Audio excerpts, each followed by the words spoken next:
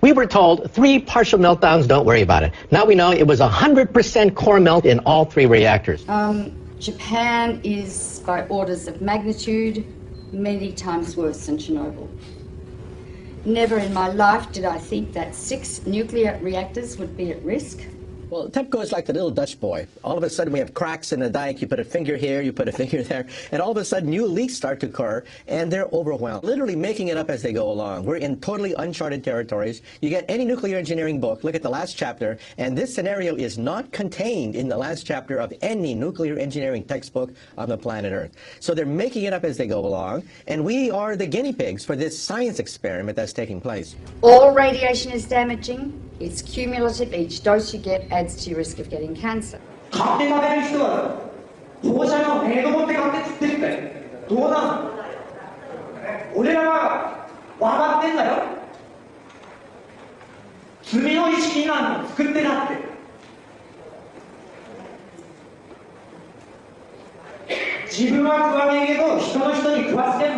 Within days of the Fukushima Daiichi catastrophe beginning, we were getting fallout coming down in rain in the United States, not in insignificant quantities.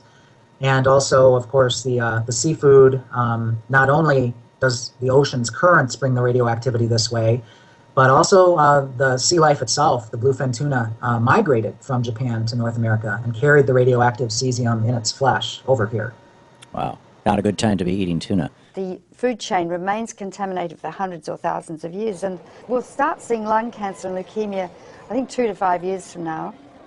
And then solid cancers will start appearing 15 to 60, 70 years later. So the ace up the sleeve of the nuclear industry is the incubation time for cancer. It takes a long time for cancers to develop once you have inhaled or been exposed to these radioactive elements. And no cancer identifies its origin. And so there is already a level of cancer in society, but it's going to increase dramatically. The problem is not really under control. It will not be under control for, it's estimated, between 40 and 100 years from now. There's no way to clean it up. They say 40 years, but they can't clean it up. They can't. And the site's still unstable and vulnerable to natural disasters. If there is another earthquake, a serious one, 6, 7, 8, or 9 magnitude, that would rattle all these 1,060 tanks. It would rattle the damaged cores, spent fuel, whose structures have already weakened. Yes, that's a potential very, very serious threat. Approximately 300 tons of water was filtering through the site until early this month, becoming laced with radioactive materials and then seeping into the sea. Another factor is the ever-increasing amount of water accumulating inside damaged infrastructure.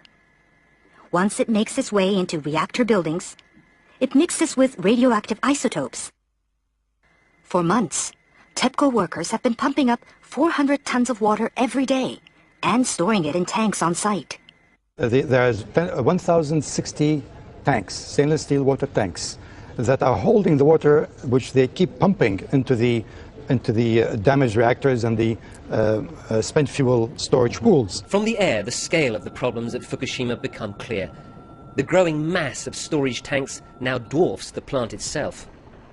More than 1 million tons of highly radioactive water is now stored here. But the tanks have been hastily built. They're made of steel plates, bolted together, rather than welded.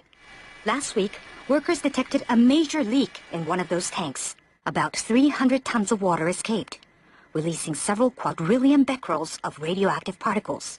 Experts have often pointed out how vulnerable they are to damage. The tanks, though, have been put together very quickly. There's no guarantee they'll last. Their seals are made of rubber, and the joints and bolts are corroding, and they may last not more than 5 years. So the tank farm has grown dramatically, and it's on the hill. Of course, the problem is, because it's on the hill, the water flows down, and if there's an earthquake, all of these pipes are held together with plastic piping, not much different than what you've got on a swimming pool. So the plastic pipe will snap, and that water will just run right down that roadway directly into the ocean. And how long the contamination has been leaking into the water? Very likely since the explosions and the meltdown at Fukushima Daiichi in March of 2011. Wow, that is quite a long time.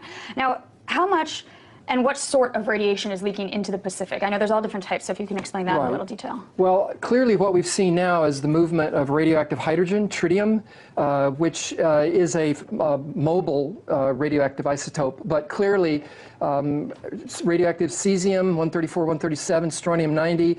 We're seeing a full range of radioactive contaminants now moving, which indicate that the damaged cores of these reactors, the meltdowns themselves, are now contributing to the contamination of the Pacific Ocean and groundwater that's moving at about a rate of 300 to 400 metric tons per day. So that radiation has been leaking into the water and polluting the fish continuously for the last 2 years. Radioactive iodine-129, its half-life is 17 million years, plus strontium, plus cesium, plus tritium, and I could go on and on and on. If it gets into the sea, the algae concentrated hundreds of times, then the crustaceans concentrated hundreds of times, then the little fish, then the big fish, then us.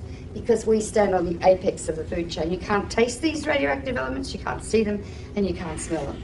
They're silent. This graphic shows the gradual contamination of the Pacific Ocean due to leaks of radioactive water from the crippled Fukushima nuclear plant in Japan. The simulation, which was run by a German Marine Research Institute, shows the entire Pacific waters being polluted by radioactive water in just 6 years. The fuel core of Unit 4 at the Fukushima Daiichi nuclear plant. More than 1,500 fuel rods sit in a damaged storage pool 30 meters above ground. The amount of radioactivity in the rods themselves is about 14,000 times that of the Hiroshima bomb. We are dealing with diabolical energy. E equals mc squared. It's the energy that blows up nuclear bombs. Einstein said, nuclear power is a hell of a way to boil water.